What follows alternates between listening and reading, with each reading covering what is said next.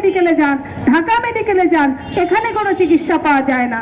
তো আমরা বলতে চাই আমাদের এই জেলার উন্নয়ন করতে হবে, আমাদের এই জেলাকে পূর্ণাঙ্গভাবে আমরা চিকিৎসা সেবা পাবো, আমরা এখানে শিক্ষার মান উন্নত হবে, আমাদের এখানে কর্মসংস্থানের ব্যবস্থা হবে, বছরের পর বছর টেক্সটাইল মিল বন্ধ থাকবে না, কৃষিভিত্তিক শিল্প কলকারখানা গড়ে উঠবে, সেই লক্ষ্যে আমরা আন্দোলন করছি।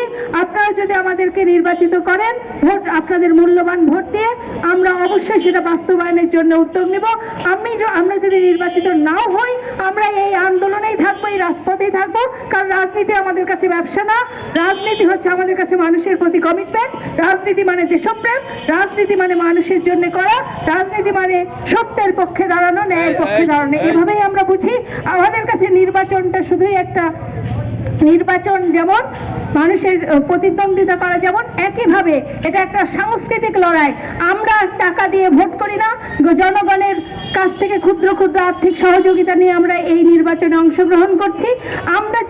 আমরা মনে করি জনগণকে সম্মান করি, আমরা মনে করি টাকা দিয়ে মানুষের ভোট কেনা উচিত না, এবং এই ধরনের টাকার খেলা এবং পেশি শক্তির খেলা, ধর্মের ব্যবহার নির্বাচনে বন্ধ করতে হবে বলে আমরা দাবি জানাই।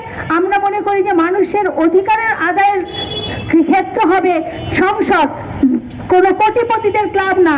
এমন বলা হলো বৈষম্যহীন বাংলাদেশ, কিন্তু আমরা দেখছি 54 বছরে ধনী বাড়ছে আর দরিদ্ররা আরো বেশি দরিদ্র হচ্ছে, বৈষম্য বাড়ছে। শিক্ষা যে তাদের ট্যাক্স ফ্রি গাড়ি লাগবে, অথচ মানুষের ট্যাক্স বাড়ছে, অথচ আমরা দেখছি যে মানুষের দ্রব্যমূল্য বেড়ে চলেছে।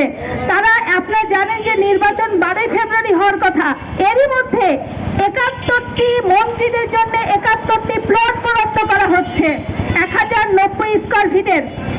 মানুষের ভূমিহীন মানুষের বাংলাদেশ ভরা, মানুষের অধিকারের খোঁজ নাই, মন্ত্রীদের প্লট বরাদ্দ অলরেডি হয়ে গেছে।